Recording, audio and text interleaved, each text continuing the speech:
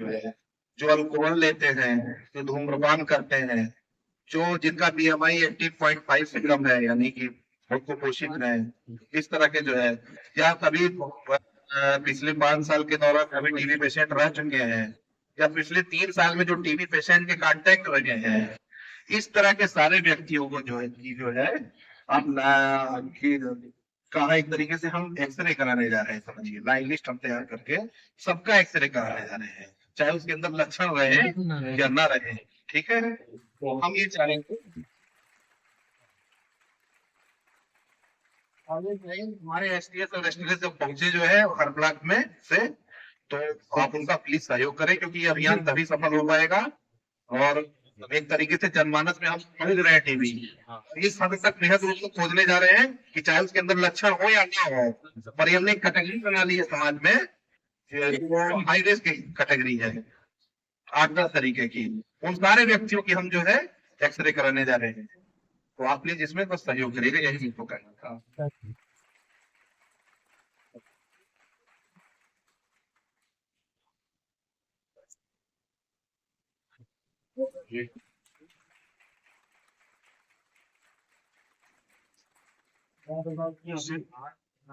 Technical aspect को आपने बहुत अच्छे तरीके से करें। हम उम्मीद है कि सभी प्रतिभागी लोग बहुत धैर्य से ध्यान से हम देख चीजों को देख रहे हैं, जानने समझने का प्रयास किया है, लेकिन थोड़ा टफ है, एक दिन में समझ में नहीं आता है। तो आप लोगों ने पसंद से उस चीज को पूरा ध्यान दिया, इसके लिए आप सब लोगों का बहुत बहुत आभार है। भारत अभियान यानी टीबी से जो हमारी लड़ाई थी, अब ये बहुत बेहद में पहुंच चुकी है। बहुत सारे 1962 में सर्वप्रथम सरकार ने कदम कसी टीबी से लड़ाई लड़ने के लिए, कब 1962। टीबी एक बहुत बड़ी महामारी हो गई थी बहुत सारे लोगों की, जैसा कि आप जानते हैं कि देश के बहुत बड़े नामी गिरामी लोगों की पत्नी और बड़े बड़े व्यक्ति किसी मर चुके हैं, और सब याद। तो सरकार ने सबसे पहले 1962 में एनटीसीपी प्रोग्राम बनाया। Programme NTCP national tuberculosis control programme के जरिए 1962 में भारत सरकार टीबी से अपनी लड़ाई शुरू की। और शुरू किस देश पे की? क्योंकि उस समय टीबी जगत में रिफाम्पिसिन नामक एक ऐसी दवा की हो चुकी थी और उनको मिल चुकी थी, जो टीबी के बैक्टीरिया किल करने में मददगार थी, जिसके पास क्षमता थी कि टीबी के बैक्टीरिया को मार सके। से क्रांति आई टीबी के क्षेत्र में। एनटीसीपी में टीबी अस्पतालों के जगह वहाँ पे विशेषज्ञ डॉक्टरों की पुष्टि की गई, और की यथासंभव जो सरकार व्यवस्था कर सकती थी व्यवस्था की। लेकिन 30 साल बाद जब हम 1992 में समीक्षा की उस प्रोग्राम की, तो तमाम खामियां निकल के आई। कमियां क्या थी? सप्लाई, जैसे पेशेंट मौके से तो डॉक्टर साहब लिख दिए, नहीं तो बाहर से लिख दिए। और पेशेंट की अगर कमजोर स्थिति, उसके पास पैसा नहीं है, तो वो क्या किया, लेट तो खाया, नहीं खाया। उस समय स्ट्रेप्टोमाइसिन इंजेक्शन लगते थे, उस इंजेक्शन बहुत महंगा लगता था, क्योंकि लोगों के पास पैसे नहीं थे, देश की आर्थिक स्थिति कमजोर थी। 72-75 इंजेक्शन डॉक्टर साहब लोग लगाते थे, कोई 25 लगवाने रुक जाता था, 30-10 लगवाने। इस चीज को जब समराइज किया गवर्नमेंट ने, तो उनको लगा कि भाई हम खेल जा रहे हैं, और ओनली 30% मरीजों को हम क्योर कर पाए। कितने लोग? 30%।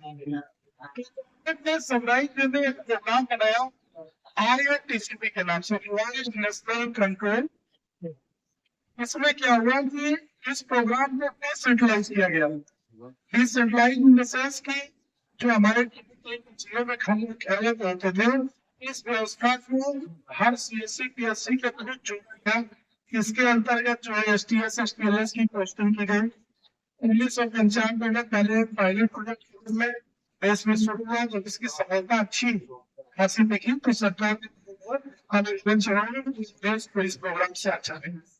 हम सारे एसटीएस एसटीएलएस उसी आरएनटीसी के प्रोग्राम के ऊपर है, जो आज जनता सेवा में लगे हुए हैं, उनके इलाज के लिए आप अपने चलेंगे 2005 2004 में वैकेंसी पड़ी थी, 2005 से हम लोगों की फर्स्ट हुई।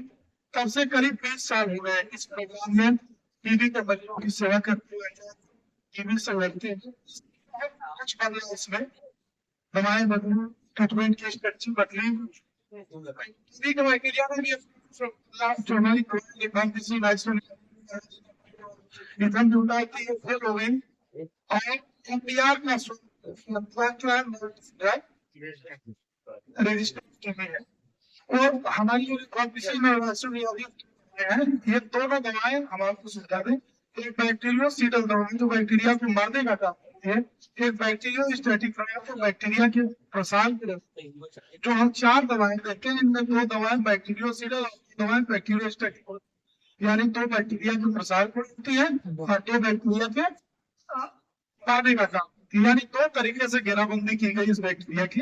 तो उसने अपना रूप स्वरूप बदला, बदला और बिहार के रूप में उसने, जैसा कि आप जानते हैं बैक्टीरिया वायरस सारे लोग पढ़े हुए हैं कि जब उन पर आक्रमण होता है तो अपनी जंगली कोट को बदल करके नए रूप स्वरूप में आ जाते हैं, करते हैं। टीबी का जन्म हुआ और जब टीबी का जन्म हुआ हमारे लिए फजियत हेलो नहीं लगी, क्योंकि जिन मरीजों की भाई आप इससे बात अब आ चुकी खास हाँ बाटा उनके रेंज लंबे समय तक चली है। इसका प्रोटोकॉल उसके लिए मैनेजमेंट और ड्रग रजिस्ट्रेशन के लिए पूरा सेगमेंट बना। उस सेगमेंट के तहत हमारे मेडिकल कॉलेजों को सेटल, जिसके तहत हमारे डॉक्टर साहब, डॉक्टर पटेल सर, जो आज आपके बीच में मैं बधाई देता हूँ। इतना सब कुछ इसलिए बधाई आपको, अच्छा मौका है, इतना जल्दी फोरम जल्दी हम लोगों को मिलता नहीं है। आप लोगों की अटेंडेंस शानदार है, आप लोगों का शानदार है, पूरे मैं प्रसन्न से चीजों को सुन रहे हैं तो मैं समझा कि पूरा सार आपको 5 मिनट में पूरे प्रोग्राम का दे दूं ताकि आपको। तो जब ये पीएमटीटी प्रोग्राम एनडीआर प्रोग्राम आया है, इसके तहत हमारे यहाँ समूह डॉक्टर पटेल सर की नियुक्ति हुई है। एक चीज आपको और भी बता दें कि इससे पहले मैं चूंकि 2005 से प्रोग्राम में हूँ, 16 में हमारा डीआर टीवी सेक्टर खोला गया।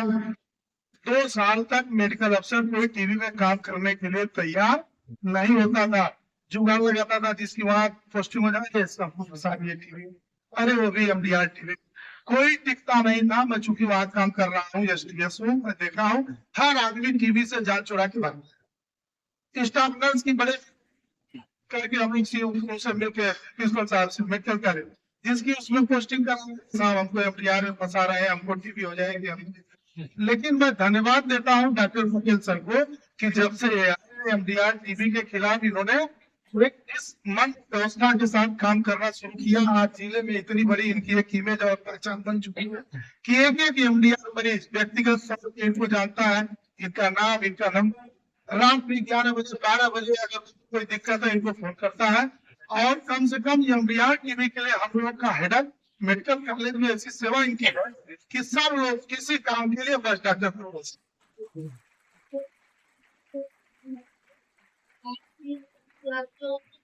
व्यवस्था है, इसके लिए मैं सर को धन्यवाद देता हूँ।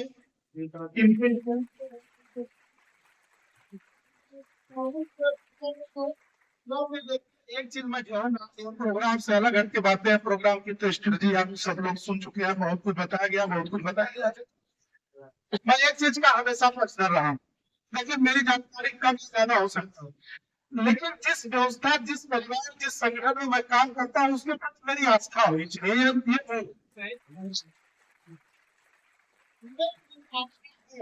तो विद्वान से विद्वान व्यक्ति से मेरा साक्षात्कार हो जाएगा, वो मुझको बताने के लिए, क्योंकि हर व्यवस्था में ऐसे लोग मिलेंगे, बड़ा से बड़ा वकील बैठा है, बड़ा राजनीतिक बैठा है, बड़ा से बड़ा डॉक्टर बैठा है, और स्वागत करते हैं हमारे जैसे लोगों का कि आइए हमसे सीख के जाइए और देश समाज में सेवा करिए। हमारे डीपीओ साहब गए हैं,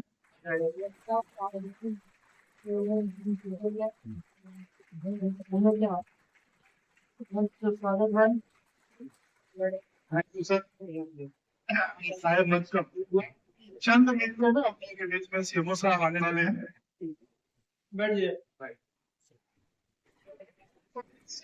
बात हो रही थी किस चीज पे, मोटिवेशन लेवल पे। अगर जिस भी क्षेत्र में आप काम कर रहे हैं, अगर आपका मोटिवेशन लेवल उसमें है, जानकारी थोड़ी ऐसी हो सकती है, क्योंकि देखिए हर आदमी के अलग अलग चैलेंजेस है, अलग अलग जानकारी रूप स्वरूप है। आप बढ़िया से बढ़िया आदमी को, जानकार आदमी को खोज लेंगे, लेकिन आपकी उस व्यवस्था में रुचि होनी चाहिए। जैसे कि 2 महीने में बोलूंगा कि टूटे मन से कोई खड़ा नहीं हो सकता और छोटे मन से कोई बड़ा नहीं हो सकता।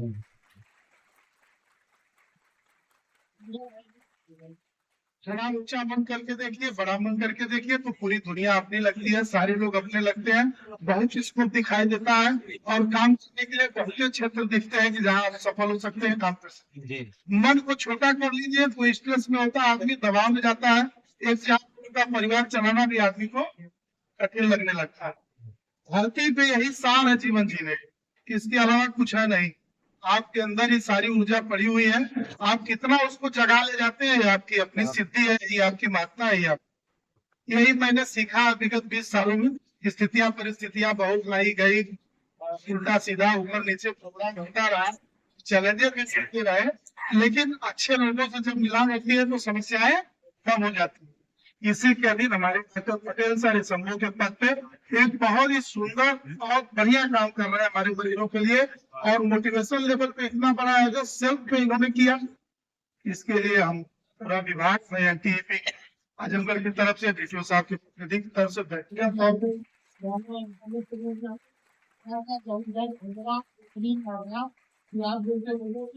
सबको मुहैया कराए अपने नाश्ता पानी पे। और जो सब्जेक्ट हमने तैयार किया, जो आपको बुकलेट दी गई है, ये कब समझिए जो हम लोग आगे जाके मतलब बड़े बड़े विशेषज्ञ लोगों से जो चीजें प्राप्त करते हैं 5 दिन 8 दिन की ट्रेनिंग में, वो सारी चीजें उसमें समाहित की गई है।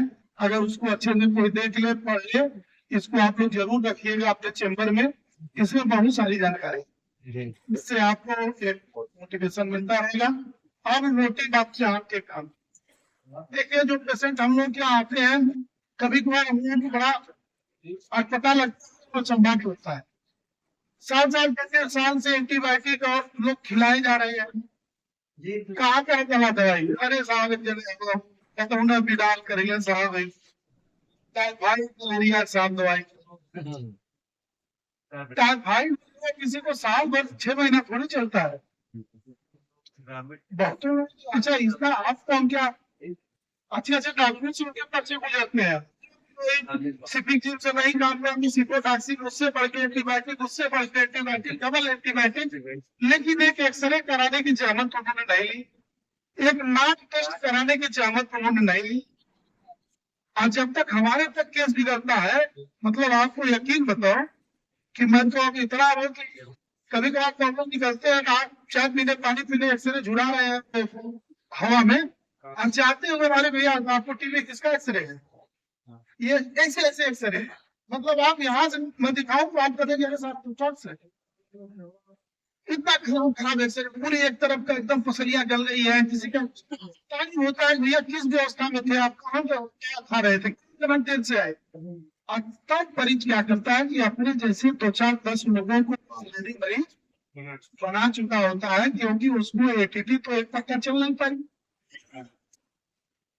वो एंटीबायोटिक। और हाँ ये बात है कि कुछ एंटीबायोटिक का असर भी होता है, जैसे आपने लिवोफ्लैक्सासिन चला दी, ओफ्लैक्सासिन चला दी, कुछ हमारे ग्रुप्स ऐसे हैं जो बैक्टीरियोसिडल काम करते हैं, लेकिन एक दर्द चलाए, पैसा कहा तो खाया, नहीं रहा तो नहीं खाया, उसके बैक्टीरिया जो कन्वर्ट होते गए, अब वो पेशेंट फिर हमारे लिए चैलेंज पैदा कर देता है। क्यों?